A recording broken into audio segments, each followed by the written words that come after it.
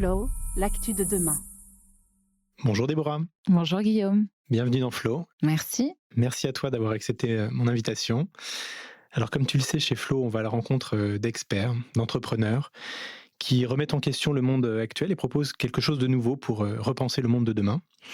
Donc écoute, j'étais assez intrigué par ton profil qui est très riche, plein d'expériences différentes. Tu es entrepreneur, tu es conférencière, spécialiste du comportement organisationnel, donc on va en parler.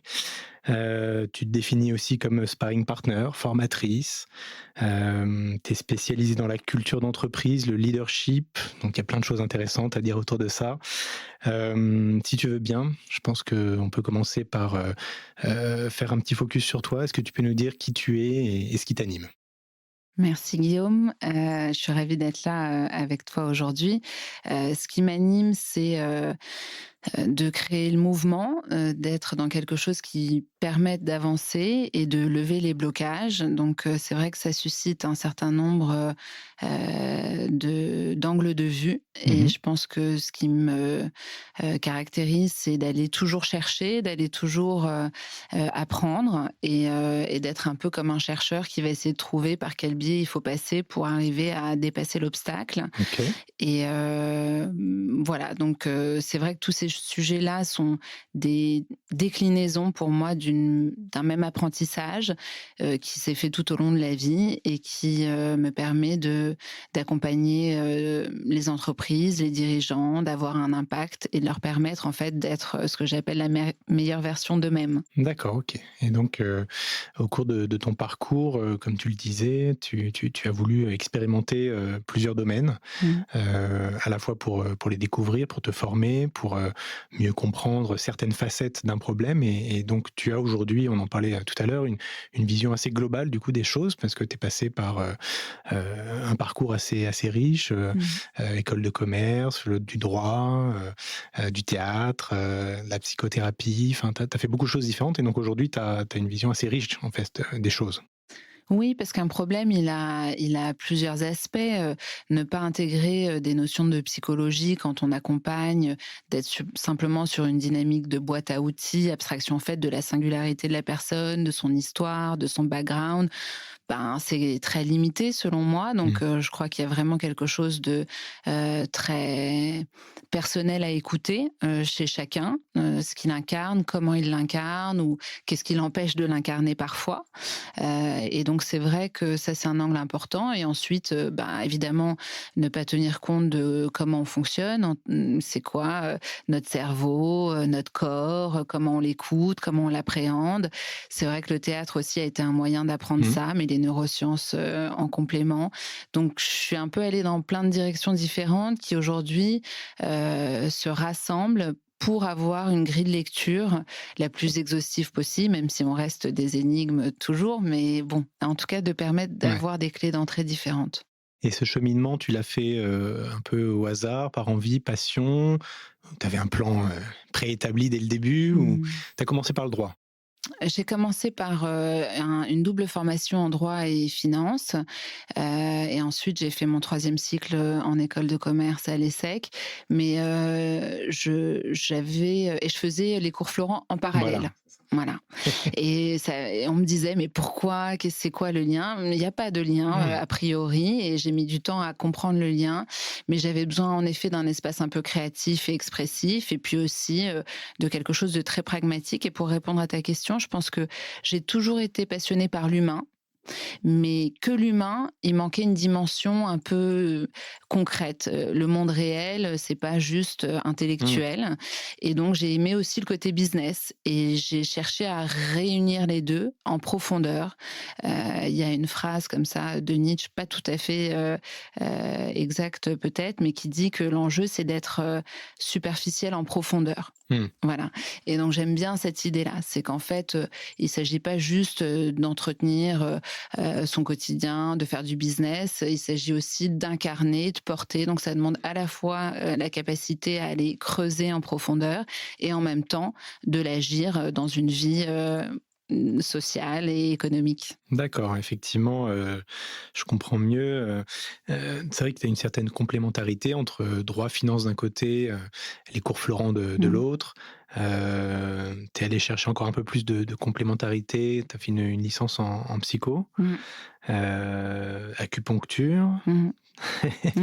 Tu as creusé pas Alors mal de choses O différentes? oui, mais qui fait sens dans le sen d'abord l'acupuncture, j'y suis allée parce que, j'avais besoin d'appréhender le corps. Mmh. J'avais besoin de comprendre quel était le lien entre, hem, tout ce que leur corps Ouais, ouais. raconte et ce que la tête pense et de créer des ponts. Mmh. Donc L'interaction entre voilà, les 2, ouais. exactement.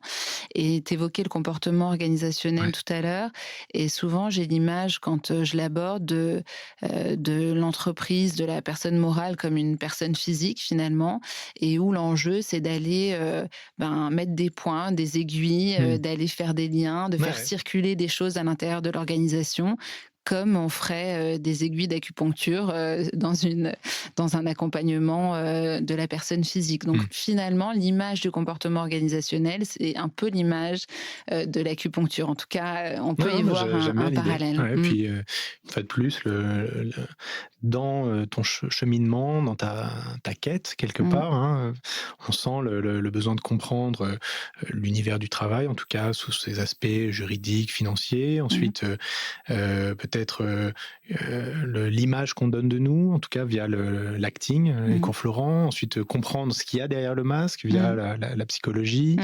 Mmh. Comprendre l'interaction avec le corps. Mmh. Enfin voilà, tu es allé, creuser, essayer de comprendre, toutes les facettes un petit peu, de nos personnalités d'aujourd'hui et comment elles interagissent les unes avec les autres, dans un cadre professionnel, on va dire. Mmh. Plutôt, la scène que tu as choisi en tout cas de d'étudier le plus. Et donc toute cette recherche, ça s'est traduit dans ton, expérience professionnelle, là aussi par différentes phases. Mmh. Une première phase plutôt, classique, dans l'immobilier avant de devenir thérapeute, pendant quelques Ouais. années aussi, Ouais. puis de te lancer en tant qu'entrepreneur. Oui. Donc comment tu as suivi ce cheminement également? Alors, bonne question. J'ai d'abord, voulu, j'ai eu des opportunités en fait quand je suis rentrée dans le monde, de l'immobilier de l'investissement immobilier que j'ai saisi parce qu'il y avait une réalité économique, il faut Bien travailler, on sûr. se lance dans le truc et j'ai pas été mobilisée par ce que je faisais. En fait, je sentais qu'il y avait quelque chose qui me manquait et donc je voulais être, psy quand j'étais toute petite, à 7 ans et je me suis dit: «C'est cette dimension-là qui me manque» et donc à partir de là, je me suis formée, tout au long de ma vie, jusqu'au covid à peu près, Mmh.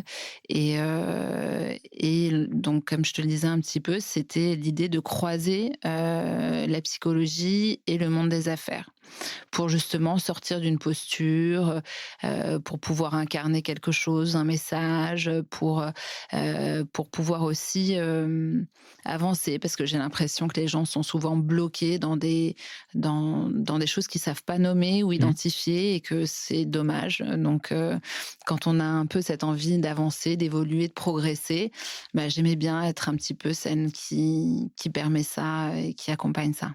Et en tant que thérapeute, tu étais déjà dans l'univers professionnel ou, c'était, une activité plutôt, avec, en fait, n'importe quel type de patient? Alors oui, j'ai travaillé, 10 ans, dans un cabinet médical, où j'ai eu une expérience clinique, importante et que je maintiens aujourd'hui, pour une petite part parce que je pense que ça a été pour moi la meilleure école. Ça permet de Mmh. lire, de creuser, de voir vraiment, comment on peut, passer d'un état où ça va pas à un état où ça va bien Ouais. ou même de comment ça va bien à comment ça va mieux et comment vivre ça, de créer des fondements sur lesquels on peut s'appuyer pour vivre le mieux possible et avancer le plus possible.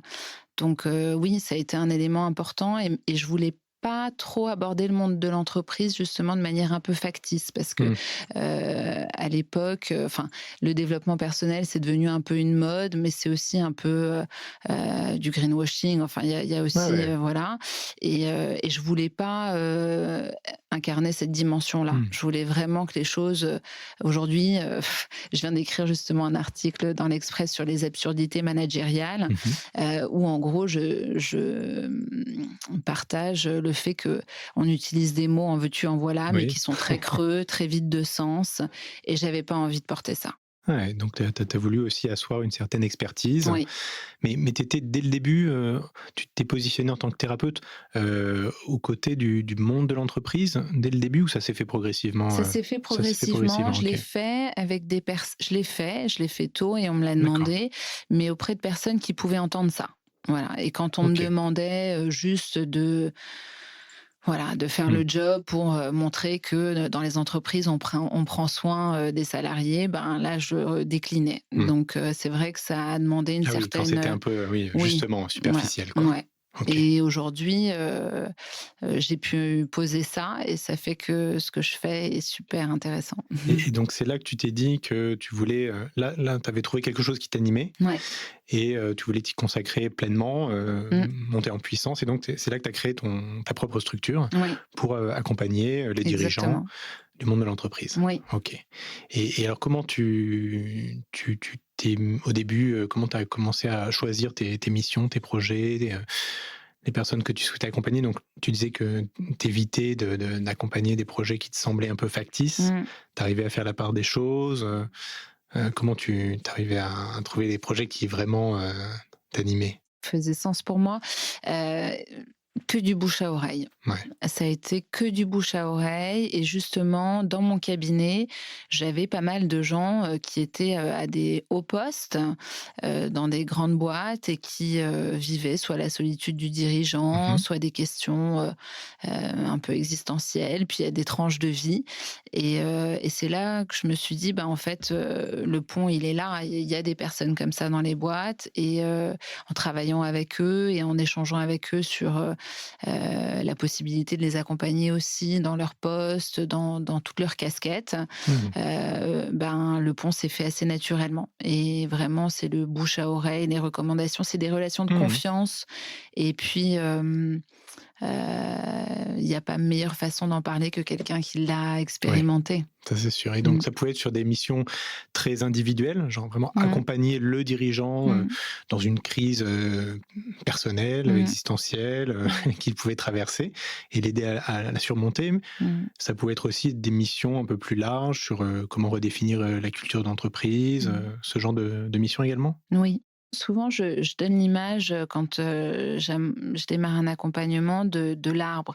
Je dis souvent qu'il y a des racines sur lesquelles, on repose, qu'on voit pas, mais qui sont pourtant, essentielles et qu'à partir de là, il y a un tronc qui est en fait la problématique autour de laquelle on va tourner le plus souvent et qui va revenir dans le travail et qui va se décliner dans plein de branches différentes et je ne crois pas du tout en la frontière, pro perso et je peux accompagner un dirigeant, là j'en accompagne un, auquel je pense, où on a pendant tout un temps été sur des sujets très perso Mmh. et ça a basculé tout d'un coup sur le pro parce que ça a complètement rayonné. Quand on travaille sur soi, ça rayonne dans tout ce qu'on est, tout ce qu'on fait et aujourd'hui, bah, c'est très pro, mais en même temps, très près de lui donc voilà, Oui, c'est là où les c'est pas choses comme s'il y avait se pas du tout, une couche complètement imperméable entre pas la du vie tout, hein, pro et la on vie est perso. pas du Mmh, tout. bien évidemment. Mmh, Donc tu arrives à travailler sur les deux niveaux puisque bien évidemment ils s'influencent, l'un et l'autre, quoi, exactement. pour créer une dynamique vertueuse, quoi. Mmh. Et alors on va revenir sur ce sujet bien sûr qui va être central, dans notre échange, mais juste pour finir sur ton parcours parce qu'on Mmh. ça s'arrête pas là. Ouais. Tu as aussi donc, voulu d'une certaine façon, aller un cran plus loin dans l'entrepreneuriat. Tu as monté, donc Capuche il y a Ouais, presque 2 ans. ouais, Comment c'est arrivé et est-ce que tu peux nous en parler un petit peu aussi, de ce projet? ouais.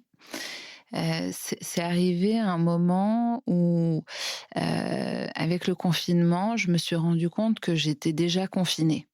puisqu'en fait, j'étais un peu dans mon bureau, les gens venaient et puis finalement moi je restais dans mon bureau et du D'accord. matin au soir, j'étais à l'intérieur de cette bulle et puis, j'ai vécu des épisodes personnels un peu difficiles et donc je pense que je m'étais un peu plus encore, repliée dans cette caverne un peu et en sortant du confinement, j'ai voulu me sortir un petit peu de ça et en dansant un soir, le jour de la fête de la musique, il s'est mis à pleuvoir et je me suis dit: «Bah, en fait, j'aimerais tellement juste avoir une capuche, et garder mon débardeur, mais juste pouvoir avoir une capuche pour danser sous la pluie» et là, je me suis dit: «Mais c'est top». Franchement, faire de la capuche un accessoire de mode à part entière, c'est trop sympa et je rigole en mode, c'est la Ouais, blague. ouais, ouais. On est en juin et l'été se passe, je suis là et en fait, ça reste dans la OK. tête. Tu y Voilà, Ouais. j'y repense et en septembre, alors que j'y connais rien, je me dis: «Bon, ben, go for it, quoi». Enfin, voilà, on y va, on se lance, on essaye OK. et j'ai mis, 1 an à conscientiser que finalement, je faisais un accessoire quand même de tête et que quelque part, Donc c'est une c'était capuche, voilà, c'est une capuche, c'est une bulle aussi, mais enfin, c'est une capuche, amovible, amovible. comme un chapeau, mais c'est une capuche, quoi, C'est ça, que tu peux mettre, dès qu'il pleut, quoi. c'est ça et qui ouais et qui joue en fait sur un principe que j'aime bien, qui est à la fois ce besoin d'être anonyme, protégé, caché et en même temps, d'être visible, d'attirer l'attention, d'être regardé et je trouve que cette ambivalence, elle est Mmh. très présente dans notre Intéressant. société aujourd'hui. Mmh. Et tu t'es lancée, toute seule, sur ce Au projet? début et puis je me suis associée, et donc aujourd'hui on est, 2 associés. À mener la barque et c'est une chouette aventure. D'autant que cette expérience entrepreneuriale, elle permet aussi de mieux comprendre les entreprises, parce qu'un consultant qui a pas expérimenté, ben, Bien c'est pas sûr. pareil. Ouais, ouais, ça apporte aussi du cachet, du crédit à Mmh, aux conseils que tu vas donner puisque tu as monté une boîte, tu es passé par des épreuves que certains, connaissent au quotidien aussi donc mmh. OK, intéressant et donc en plus là, on est vraiment sur, quelque chose de très concret, quoi. Vous avez produit, Oui, un accessoire, quoi, de oui. mode, donc il y a toute la partie confection aussi qui doit être super intéressante à étudier. Un monde, Un monde complètement incroyable. nouveau là, ouais. Oui.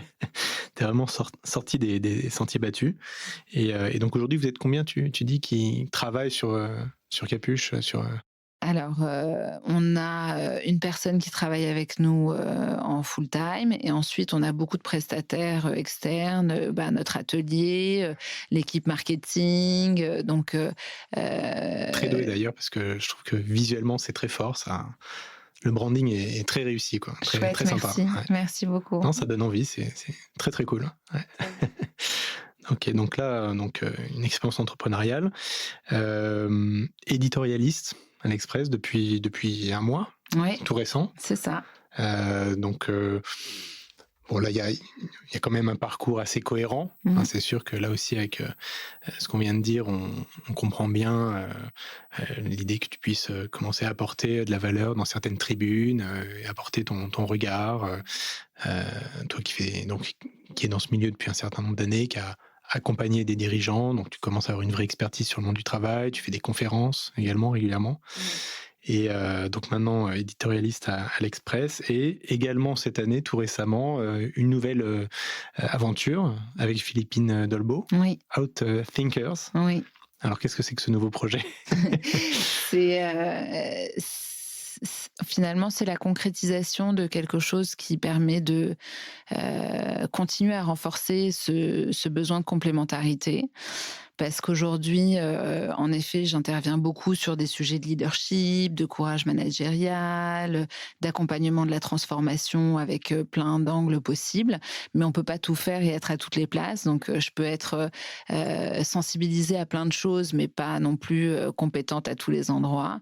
Et c'est vrai que Philippine incarne, cette, capacité à communiquer. Je pense qu'une bonne transformation, elle a besoin de beaucoup travailler sa communication.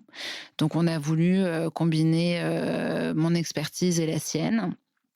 On a aussi associé, bah, des gens qui ont des expériences différentes. Je pense à David aussi qui lui est un consultant expert, et qui a 30 ans de métier, donc qui apporte aussi, voilà, Mmh. toute son expérience terrain. On a des experts après dans des domaines différents et complémentaires. Ça peut être l'intelligence artificielle, ça peut être du management de transition, ça peut être voilà, plein de champs différents, mais l'enjeu, c'est de se réunir, parce qu'on est parfois aussi un peu isolés dans nos interventions respectives, et de faire circuler l'info au sein d'un même groupe pour qu'en fait, on puisse, encore une fois, si je reprends cette image d'acupuncture, intervenir de manière systémique ensemble. Et donc on retrouve quand même cette logique de complémentarité Mmh. que tu as réussi à créer déjà en toi et dans ton Mmh. approche Mmh. holistique. Mmh. Mais là aussi, avec cette nouvelle association avec Mmh. David et Philippine, chacun apporte en fait sa pierre à l'édifice, mais avec son expertise, sa vision des choses, son expérience et son Oui, expertise. Ouais. exactement. Ok. Bon, bah, écoute, super intéressant. Je te posais la question tout à l'heure, je te la repose. Comment tu investis ton temps au quotidien? Comment tu t'organises avec donc tous ces projets que tu mènes de front en parallèle? Compliqué. C'est compliqué d'autant que j'ai 3 enfants en plus, Bien sûr. à côté. Mais je pense que d'abord, je suis vraiment, passionnée aujourd'hui par ce que je fais, donc je trouve de l'énergie. Je crois beaucoup que quand on aime ce qu'on fait, ben, c'est un grand moteur d'énergie. Et ensuite, comment je fais? Je suis joignable en général assez facilement quand même. Je dédie un temps, à Capuche pour, en fait, se voir avec les équipes, et le reste du temps, ben, on aménage, en fonction des priorités. Après, pour l'accompagnement en entreprise, c'est variable. Il y a des missions, d'une densité, Bien sûr. différente. Donc j'ai quand même un espace-temps ouvert pour ça, et peut-être ma recette, c'est de programmer le plus longtemps en avance. Voilà, et ensuite évidemment, on gère les impératifs, mais globalement, je structure mon temps le plus en amont possible pour en fait avoir un peu de respiration et ne pas être tout le temps en train de courir après le temps parce que c'est important. Ouais, bien sûr, mais j'aime Mmh. bien la notion de créer un espace-temps pour Mmh. chacun des projets. Ouais. C'est un peu comme ça que tu vois les choses, même si j'ai compris que une des clés du succès ou de ton organisation, c'était l'anticipation, mais dans l'idée, tu te dis que chaque semaine, ou tu crées une sorte de bulle Ouais. un peu élastique, un peu Ouais. flexible d'espace-temps pour chacun de ces projets. Et donc, en fonction des priorités, ben, la bulle va être un peu plus importante pour Mmh. Capuche ou pour AppThinkers qui se lance. C'est un peu comme ça. Donc, il y a une sorte plusieurs d'espace-temps multidimensionnels, Oui, flexibles, qui s'organisent en fonction des différents projets et des priorités, quoi. c'est très bien dit. Ok, génial. Bah, écoute, super intéressant. Donc dans ce projet Outsinkers, donc on retrouve vraiment tous tes leitmotifs Mmh. autour du monde de l'entreprise pour accompagner les leaders à relever les défis d'aujourd'hui. Quels sont les défis d'aujourd'hui? Il y en a pas mal. On est dans un contexte quand même, géopolitique, particulier, difficile, économique compliqué. Je crois qu'il y a beaucoup de choses, qui changent. Toutes les entreprises sont en transformation. Après, on évolue en continu, mais là particulièrement, parce qu'il y a des enjeux forts à intégrer et rapidement, que ce soit l'arrivée, des nouvelles générations, de leur mode de fonctionnement, des attentes qu'ils posent, de comment ça vient challenger les modalités organisationnelles classiques.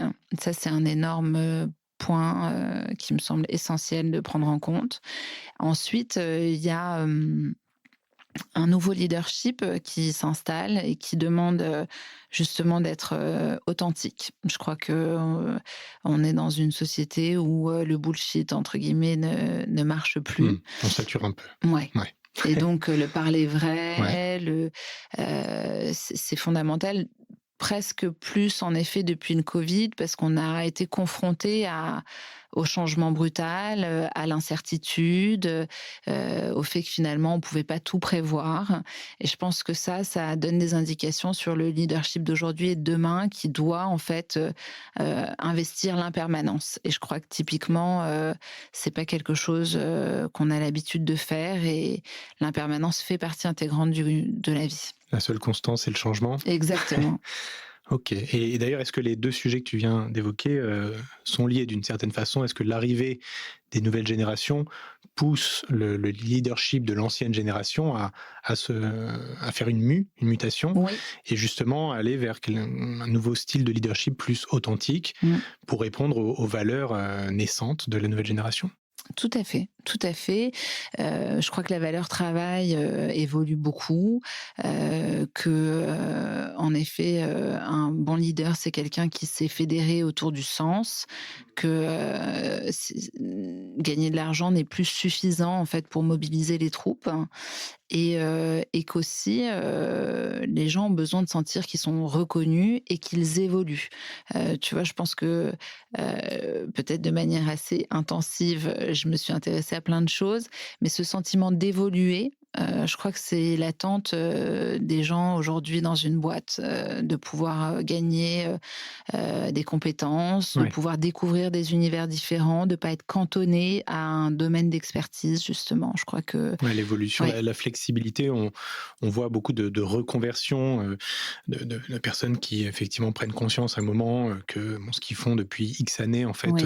bon, bah, ils stagnent, ils s'ennuient, ils s'enferment dans Mmh. une certaine routine et donc ils changent complètement, du tout au tout, du jour au lendemain. Mais il y a aussi donc dans ce que tu dis du coup le besoin, la nécessité d'apporter cette possibilité de se réinventer à l'intérieur de la même entreprise. Oui, Donc, permettre aux employés d'évoluer sans pour autant complètement, tout casser oui. pour se réinventer. Donc, évoluer, se former, Mmh. changer, potentiellement de métier Mmh. à l'intérieur de la même Oui, entreprise pour garder les talents et leur permettre de s'épanouir, quoi. oui. Ça, c'est vraiment, clé, quoi, pour un leader d'avoir ça en tête pour, Oui, je crois que, de savoir s'entourer de personnes qui sont force de proposition, de pas se sentir mis en danger parce que justement, on va, un petit peu challenger, le côté, enfin les institutions, ce qui est posé, ce qui est un petit peu parfois sacralisé. Donc, oui, je crois qu'il y a beaucoup d'interactions, possibles. Il y a beaucoup plus de liberté en fait, hein. Il y a c'est moins conventionnel, mais ça veut pas dire moins respectueux ou moins, sérieux. Je crois que la rigueur fait partie intégrante, de la discipline qu'on doit avoir et qui permet le progrès et l'évolution. Cette demande-là, elle doit aussi être, justifiée et légitimée par une implication, un engagement. À l'inverse, je pense que pour être, reconnu, légitime dans ces demandes et ces attentes-là, il s'agit pas simplement de le revendiquer, ouais, faut aussi, faire preuve de vérité ouais, c'est aussi, ça, le et donc leader de authentique. voilà et donc s'engager, dire, «OK, je veux évoluer, mais je mouille le maillot, je suis là, je suis présent, je suis engagé, je suis impliqué». Donc le leader est rassuré parce qu'il a une implication réelle et un engagement fort et en même temps, celui qui s'engage se sent reconnu, écouté et peut évoluer. Donc c'est vrai que c'est ce mouvement, Et donc ce leader, authentique, s'il est pas comme ça de de nature, Mmh. il va aller un peu à contre-courant pour, matcher ce nouveau modèle de Mmh. leadership qui est attendu aujourd'hui dans les nouvelles organisations, dans les nouvelles générations. Donc est-ce que ce serait pas plus un leadership humain, en fait? Quelque part, en fait, ce que tu expliques, c'est ça, quoi. C'est, le visage du leadership a changé, quoi. On n'est Oui. plus sur un leadership, heu, ferme, strict, opaque, qui garde le pouvoir Mmh. et qui opprime les Tout à employés.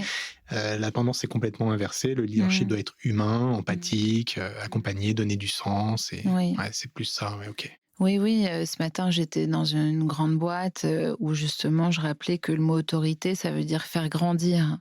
Donc, on est en effet sur un mode de leadership où, les gens ont besoin de sentir qu'on les fait grandir et quand tu dis, quand on n'est pas comme ça, moi je crois qu'on est tous comme ça, mais qu'on a peur de l'être, qu'il y a eu aussi beaucoup d'idées reçues selon laquelle, montrer ses failles, c'était être vulnérable vulnérable, montrer qu'on Mmh. doute, c'était être fragile. Enfin, on vient de tout un tas de croyances, d'idées reçues autour de ça, alors qu'en réalité, dans l'authenticité du leadership, ça veut pas dire, s'épancher, mais ça veut dire, assumer que, on peut arbitrer en ayant, affronté des doutes, des difficultés, et que quand on raconte les choses, et ben, on embarque beaucoup mieux les gens. Parce que c'est rassurant, en fait, pour les gens de savoir ce qui se passe et ils peuvent justement développer d'autant plus d'empathie qu'on s'adresse sincèrement à eux.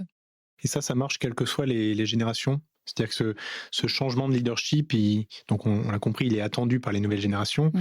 mais les anciennes générations ne sont pas perturbées de voir en fait, ce nouveau mode de leadership arriver, un peu plus, humain, empathique, heu, Oui, ça on garde perturbe. aussi, ça peut perturber un peu en disant: «Mais attendez, Oui, ça moi, j'ai fait 20 ans de carrière, mmh. je peux te dire que mon boss, c'était autre chose». Exactement, C'était exactement. pas, voilà. Donc comment on fait le pont entre ces générations? Puisque, ben, bien évidemment, par définition, une entreprise, c'est beaucoup de diversité, Bien sûr. donc est-ce que ce profil, ce nouveau type de leadership arrive à convaincre tout le monde? Chouette question. Oui, ça déstabilise parce que, ça vient chercher justement personnellement, les dirigeants en place, qui tiennent à une image et qui ont l'impression que c'est comme ça que ça se passe et que sinon c'est pas sérieux ou que sinon, voilà, c'est pas carré. Ouais. Bon, ben, c'est ça qu'il faut déconstruire. Ils ont l'obligation de le faire aujourd'hui parce que c'est une réalité. Ceux qui ne changent pas là-dessus, sont en danger. Donc, ça, c'est clair. Donc je pense déjà qu'un bon leader, c'est celui qui sait aussi se remettre en question et savoir quand, il est à Mmh. contre-courant. Bien sûr. Voilà. Donc faire cette démarche d'évolution. Après, on peut être, en zone d'inconfort à cet Mmh. endroit-là, hein, Ouais, ouais, mais c'est chouette. Il faut aimer quand même l'inconfort pour être un bon bien sûr. dirigeant. Et justement, je suis tout à fait d'accord. Je pense que c'est des mutations, Mmh. nécessaires et quasi forcées. C'est-à-dire que ceux qui n'arrivent pas à se réinventer Mmh. dans le cadre de ce nouveau modèle, quelque part, vont être en péril, quoi. Oui. Est-ce que tu vois aussi cette tendance sur, donc tu parlais du sens à donner, à l'organisation, à l'entreprise, au-delà du revenu, du profit? Il y a, donc, j'imagine, donc la responsabilité sociale, environnementale, Mmh. qui est de plus en plus, on le voit et heureusement, quelque chose qui est récupéré dans les discours. Alors là aussi, il faut faire la part des choses entre ce qui est sérieux et peut-être parfois un peu moins sérieux, un peu plus gadget, un peu plus, greenwashing. Mais, on sent, et c'est une bonne chose, que ça devient aussi un impératif, une nécessité, Mmh. pour les leaders d'incorporer cette, réflexion, dans leur quotidien, quoi. Oui, c'est là où il faut départager et que, comme je te disais, le bullshit ne marche plus.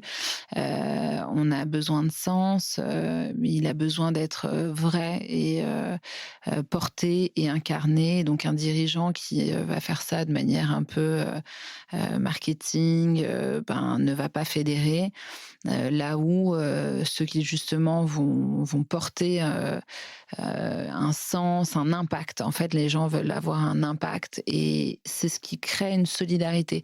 Et là où c'est intéressant, c'est moi j'entends souvent, les «anciens», on va dire, entre guillemets, Mmh. dire que ces jeunes sont individualistes, que finalement ils ont pas le sens de l'engagement, que c'est un peu laxiste, Mmh.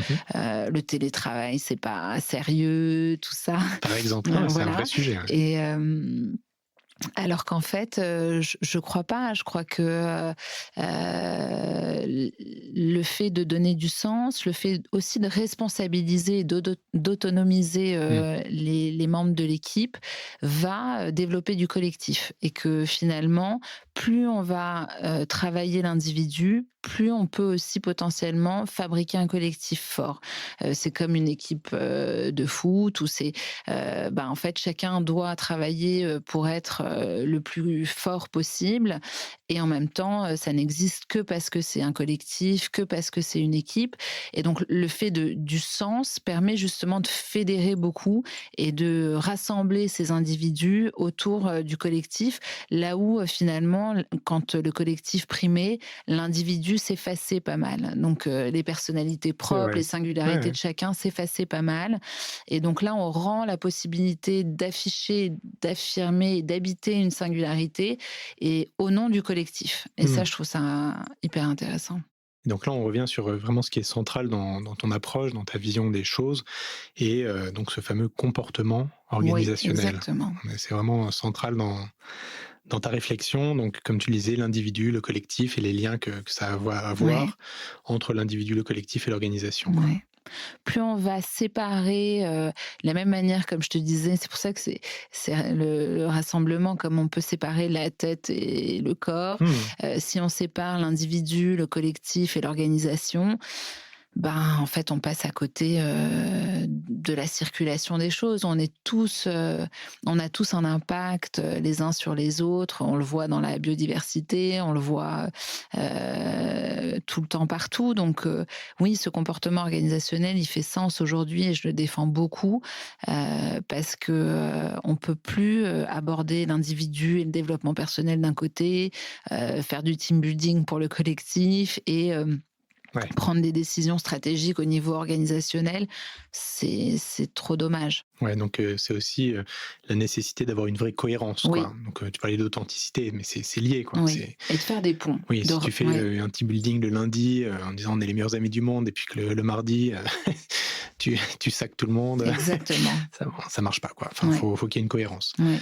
Mais comment tu fais pour, malgré tout aborder les vrais sujets quand la situation n'est pas, optimale, que comme, beaucoup d'entreprises aujourd'hui, le connaissent, on affronte des crises en permanence. Mmh. Comment, dans ces moments-là, on arrive à garder une certaine authenticité, connexion, lien, tout en passant des messages difficiles, en prenant des décisions difficiles? Mmh.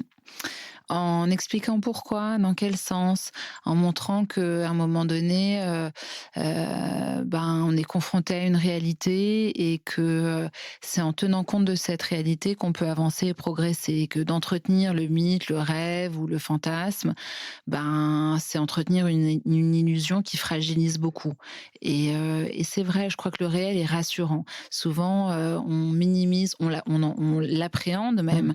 Les gens ont peur qu'il se passe quelque chose, qu'il se passe mais en fait, finalement, il se passe déjà quelque chose, c'est qu'ils ont peur et cette peur, elle est beaucoup plus difficile à vivre le plus souvent que la réalité parce qu'on découvre, qu'on a des capacités d'adaptation qu'on sous-estime souvent, et on gagne en confiance en soi quand on expérimente les choses, quand on les traverse, quand on les vit. Donc, je crois que la meilleure façon de rassurer, c'est justement d'être vraiment dans la matière, dans le réel et même si ce réel est pas idéal, hein. Ouais, bien sûr, mais la transparence, de Oui, toute façon, personne n'est dupe. oui. Une société qui est en crise, en décroissance, Mmh. bon, qui est, un leader qui serait complètement dans le déni en disant: «Non, non, mais vous inquiétez pas, Oui. on va tout exploser». Personne n'est dupe, donc à un moment, il y a une vraie dissonance dans son discours Mmh. et donc il perd la crédibilité et donc le lien avec, tout le reste de l'organisation. Oui.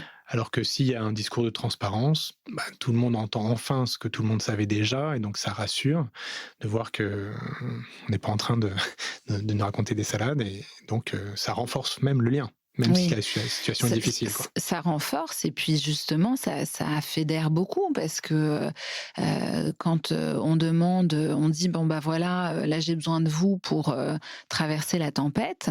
C'est Mmh. quand même génial de voir, tout le monde, hop, retrousser ses manches, parce qu'on a envie de sauver la même chose et parce qu'on a envie, de s'en sortir. L'étymologie du mot réussir, c'est sortir d'eux.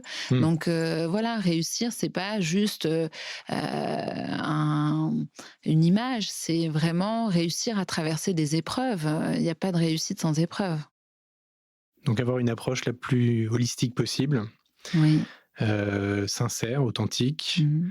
hem, connectée, différentes personnes de l'organisation, hem et un comportement complètement aligné avec des vraies valeurs et Et donc ça, c'est une entre guillemets «une recette» qu'on peut appliquer. Alors bien sûr, faudrait creuser encore plus chacun de ces éléments, mais c'est en tout cas, c'est ton approche. Mmh. C'est comme ça que tu accompagnes les dirigeants en fonction des différentes problématiques qu'ils vont rencontrer, quoi. Oui, c'est l'alignement, c'est un bon mot, je crois que tu résumes beaucoup de choses en utilisant ce mot. Mmh. Après, il s'agit aussi de rendre compte d'une complexité, c'est que, il y a une phrase comme ça de Tolstoï que j'aime bien qui dit: «Il est plus facile d'écrire un traité philosophique que de mettre en œuvre une vertu». Mmh. Voilà, parce qu'une fois qu'on a dit ça, qu'on sait qu'il faut être aligné, qu'on sait qu'il faut être authentique, qu'on sait qu'il faut être courageux, voilà, qu'on sait qu'il faut s'adapter, évoluer, ben, entre le savoir et le faire, bah, voilà, c'est cet écart-là qu'il s'agit vraiment de travailler, et cette conscience-là qu'il faut aussi mesurer. Parce que je crois qu'un enjeu aussi, c'est de prendre le temps. Aujourd'hui, on est très compressé dans le temps, tout le monde est dans une course contre le temps. Et ce que j'essaye aussi d'apporter, c'est, de la respiration, de la prise de hauteur, et d'apprendre à ralentir. Parce que cet alignement, il est possible dans un temps d'introspection, dans un temps d'observation, Ouais, et sans ça, c'est voilà, c'est un peu illusoire. prendre un peu de recul, ouais. Mmh. Et donc tu parlais tout à l'heure de courage managérial. Mmh. Comment tu définis, ce terme que j'aime beaucoup et comment il s'applique au quotidien, pour un leader, qui affronte justement certaines crises, du Mmh. quotidien? Oui, c'est quelque chose qui manque beaucoup.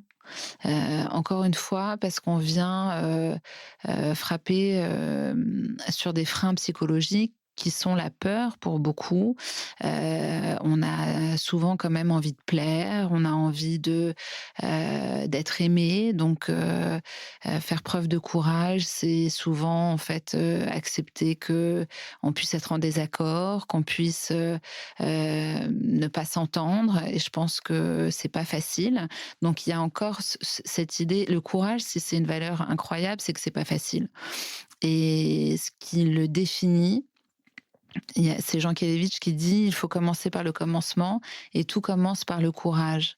J'aime bien ça parce que c'est ce passage entre la théorie et la pratique qu'on vient Mmh. d'évoquer, c'est le passage dans l'action, c'est le passage dans le risque, et en fait, on est averse au risque par nature, et aujourd'hui être courageux, le courage managérial, c'est prendre des risques. Prendre le risque de se tromper, Mmh. prendre le risque, de pas y arriver, et ça, il y a beaucoup d'appelés et peu d'élus. Donc le courage managérial, c'est se risquer, et ça, là, pareil, on peut en avoir envie, le faire, l'éprouver, c'est autre chose. Et qu'est-ce que tu dis à un leader, qui s'est planté? Que c'est super, hein, Ouais, qu'il a réussi à essayer. Je lui dis qu'il a ouais. réussi à essayer, et je lui dis aussi que l'échec, c'est de ne pas essayer. Mmh. Voilà. Intéressant. Mmh.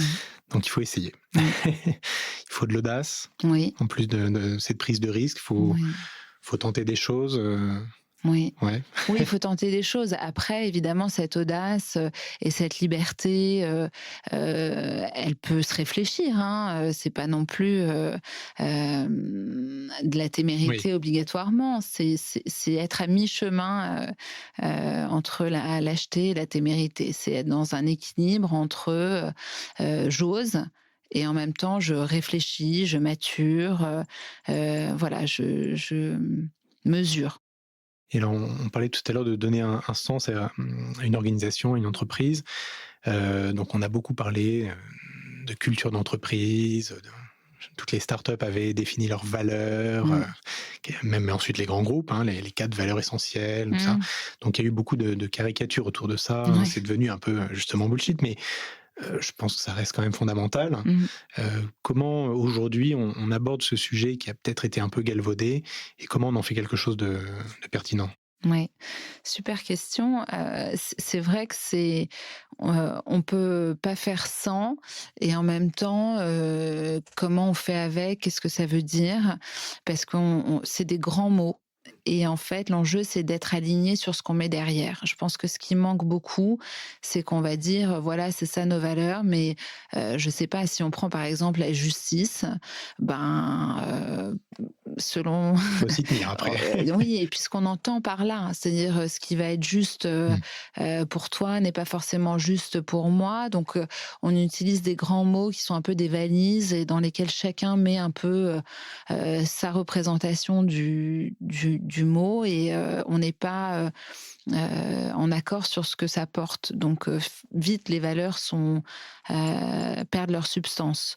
Donc et en même temps, et c'est là où le cadre est fondamental, c'est-à-dire la liberté, c'est une chose, mais il faut qu'elle soit encadrée dans un cadre, parce que le cadre rassure. Et donc, il faut des valeurs, il faut un ancrage. On ne peut pas juste partir dans tous les sens et faire comme on veut. Donc, il faut à ce moment-là pouvoir avoir des points de repère. Je pense que les valeurs servent de points de repère. Ils permettent de dire, OK, on peut faire des choses, mais au nom de quelque chose. Et il faut savoir de quoi on parle, et ça permet de savoir à quoi on s'accroche, parce que sinon on se perd. Donc, c'est essentiel de pouvoir savoir, voilà, quels sont nos appuis, quelles sont nos fondations. Et ces fondations-là, c'est les valeurs qu'on sert.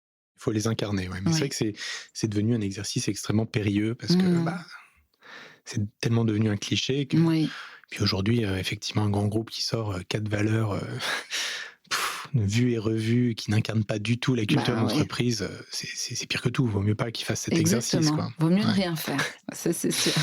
Et alors aussi un autre sujet, une autre question que je voulais te poser, donc comment tu vas accompagner les dirigeants par rapport à la prise de décision qui est, bon, Mmh. fondamentale, hein, dans Mmh. leur quotidien? Et comment tu les aides à faire la part des choses et vis-à-vis des différents biais cognitifs Mmh. qu'ils vont avoir et comment tu les aides à, bah, peut-être prendre, les bonnes décisions, quoi? Oui, c'est sûr que travailler sur la conscience qu'on peut avoir de ce qui se joue quand on prend une décision. Déjà, 100 des décisions ne sont pas rationnelles.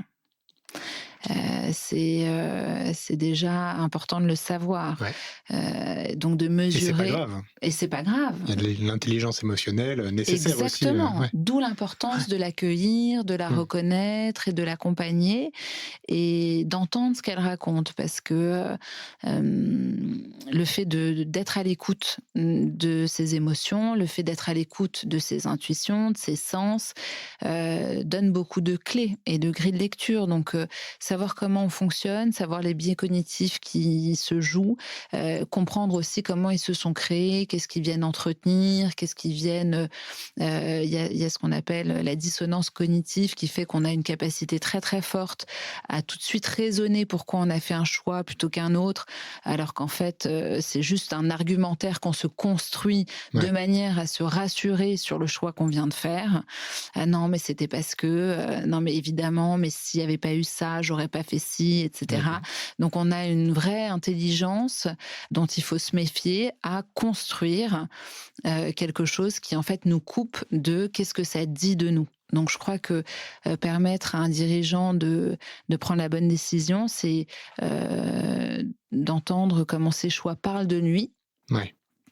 et justement comment il est prêt à assumer ce choix-là, Mmh. sans le mettre sur le dos de quelque chose d'autre. OK. Ouais, ouais, Mmh. intéressant. Hem, Par rapport à certains choix et donc il y a toute la pression autour de l'innovation, Mmh. bien sûr. Donc j'ai vu que tu avais, sorti une tribune, justement récemment sur, Ouais. la tech et l'éthique. Mmh. Donc notamment autour des limites de l'IA. Bon, Mmh. sujet, hautement Sujet sensible, d'actualité. oui. Tu peux nous en dire un petit mot? Oui, parce que, c'est vrai qu'on est toujours dans ce pont entre, accueillir, ce qui permet l'évolution, ce qui est nouveau, ce qui est riche et en même temps, qu'est-ce que ça raconte? Je crois que, l'intelligence artificielle, c'est un très beau sujet pour, regarder qu'est-ce que ça raconte, qu'est-ce qu'on transmet, parce que la facilité, le fait, aujourd'hui de pouvoir tout avoir, à disposition et même un cerveau de substitution, ça entretient la facilité et donc ça diminue l'effort. Mmh. Et je pense que ce qui est difficile, c'est que l'épanouissement passe par l'effort en vrai. Donc c'est parce qu'on va justement, dépasser, traverser, qu'on va se sentir, en confiance, fier de soi, épanoui. Et donc finalement cette économie de réflexion, elle est dangereuse dans notre épanouissement parce qu'on a l'impression que plus c'est facile, mieux c'est et je crois pas. Je crois qu'au contraire, On va heu moins se construire aussi. oui, exactement. Donc, la pédagogie, l'éducation, qu'est-ce qu'on fait, qu'est-ce qu'on transmet? Comment on apprend encore aujourd'hui, que la discipline, la rigueur, l'effort, c'est constructif, quand en fait on peut tout avoir sans comme ça, enfin à Mmh. portée de main? Non, mais c'est vrai que j'ai surpris la conversation d'étudiants dans le métro l'autre Mmh. jour qui parlait d'un sujet, il devait faire une rédaction, je sais plus sur quoi, mais et donc il y en avait un des 2 qui lui disait: «Mais c'est pas compliqué, tu vas sur ChatGPT, Ouais. tu tapes ça, ensuite tu lui demandes, de préciser, clac, clac». Donc c'était une méthodologie, parfaitement enfin, on sentait que c'était le quotidien, quoi. C'était vraiment Ouais. la base de la base et donc c'est comme ça, aujourd'hui que les étudiants fonctionnent, travaillent, Mmh. comme Mmh. comme nous on avait appris à travailler avec Google, enfin voilà. Mmh. Mais c'est déjà la norme, quoi. Oui. C'est déjà comme ça qu'ils fonctionnent, quoi. Oui, c'est un peu triste, je trouve, dans le sens où, je crois qu'on ne se nourrit plus. Enfin, il y a plus on n'est plus un média. On ne fait que, s'appuyer sur quelque chose et cette habitude-là fait que, on est appauvri. Je crois que ce qui nous permet aussi d'évoluer, c'est le fait de recevoir, de la connaissance, de l'apprendre, de l'investir. Lire le résumé d'un livre ou lire un livre, bah, c'est pas la même expérience et c'est pas la même nourriture et donc on revient à cette économie d'effort qui appauvrit Mmh. et pour revenir à quelque chose de plus psychologique, je pense que ça déprime un peu, quoi. C'est-à-dire Mmh. que au fond, on les voit pas heureux, épanouis, Ouais, ouais, au j'aime contraire. bien cette idée d'économie de réflexion. C'est vrai que en fait, on a l'impression d'être en maîtrise parce Mmh. on va demander à un Mmh. outil, à une machine de faire le travail pour nous et Mmh. ensuite on va lui dire, comment l'améliorer. Donc Mmh. on se positionne un peu, à la place d'un professeur, mais un professeur ignorant en réalité. Exactement, c'est l'ignorance. C'est un Oui, professeur ignorant qui, en fait, n'enseigne rien d'autre, que, de demander à l'outil, à la machine oui. de perfectionner grâce à son puits de science, de ressortir quelque chose d'intelligible, Ouais. quoi. Et donc, C'est ouais. tellement important d'apprendre, c'est tellement important d'être curieux.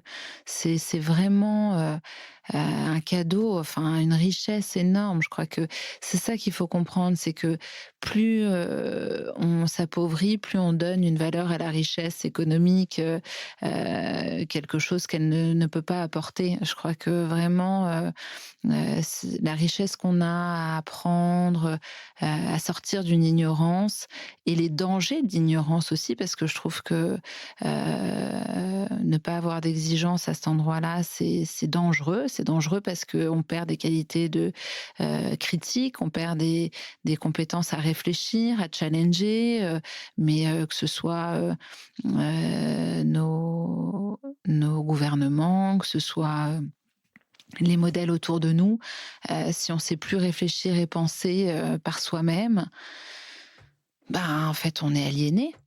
Et le fait de pouvoir créer, là, j'ai vu aussi passer, cette semaine, un clip vidéo, avec de la musique, enfin donc, Mmh. un truc complètement un produit fini, une musique, géniale, un clip vidéo, on a l'impression de voir, une toile de Dali, qui se qui est animée, en fait, pendant, 2 minutes 30.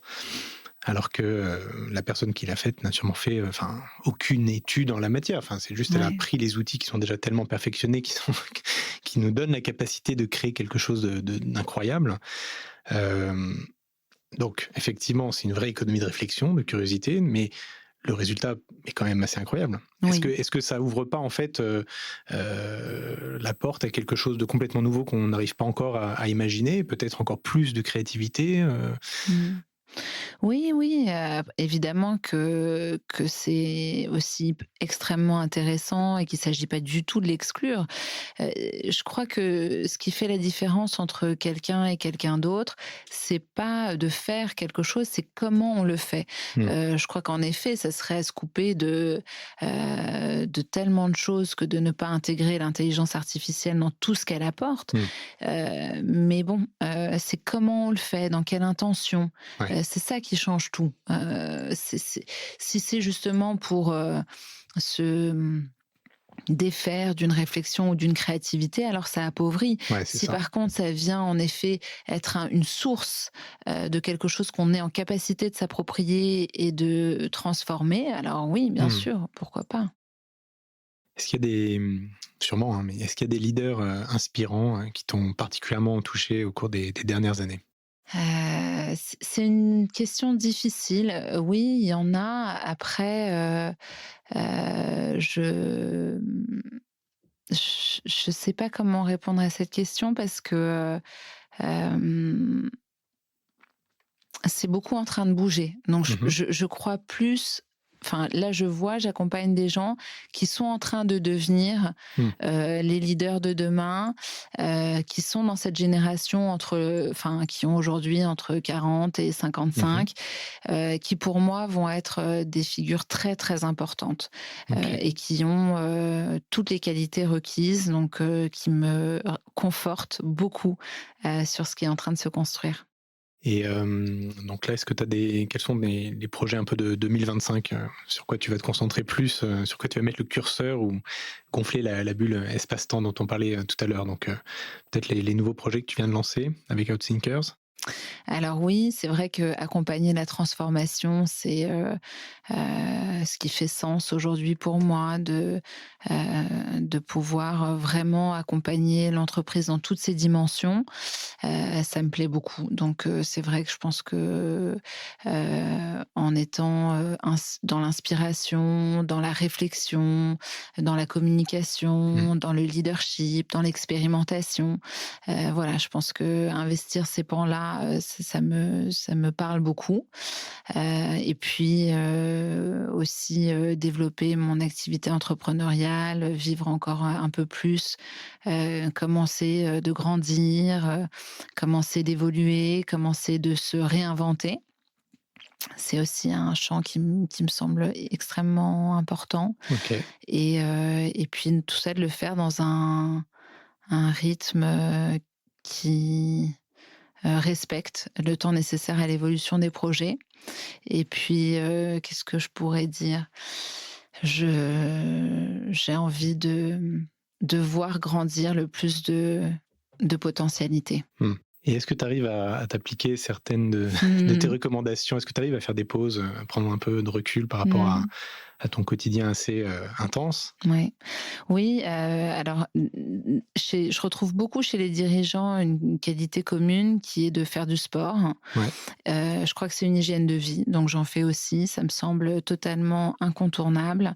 Ça met justement en lien avec le corps et c'est voilà, c'est aussi important que de se brosser les dents pour moi, Mmh. c'est vraiment, et oui, de prendre du temps de lire, Mmh. hein. Je crois que lire, de se nourrir, d'aller au théâtre, d'aller au cinéma, ça c'est vraiment, une clé et le sommeil, Bien la vie sûr. Ouais. sociale, voilà, donc c'est vrai que prendre le temps de ça, ça me semble, Tu arrives à jongler avec tout ça j'essaye, et à j'essaye. préserver, J'essaye. Vraiment, en tout cas, j'ai ça à l'esprit.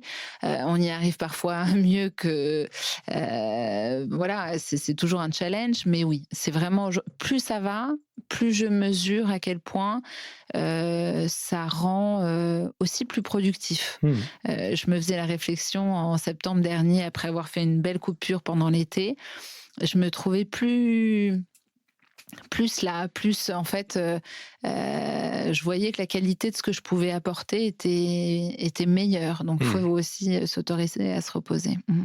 Très bien, bah, écoute, on finira sur cette, belle Mmh. belle parole. Merci beaucoup Déborah. Merci Guillaume. Merci pour ton temps et puis pour, cet échange. Merci à Je toi. te souhaite plein de bonnes choses, pour cette année 2025 et sur, tous ces projets, plein de réussites. Merci beaucoup. À très bientôt, À très merci. bientôt. Ciao.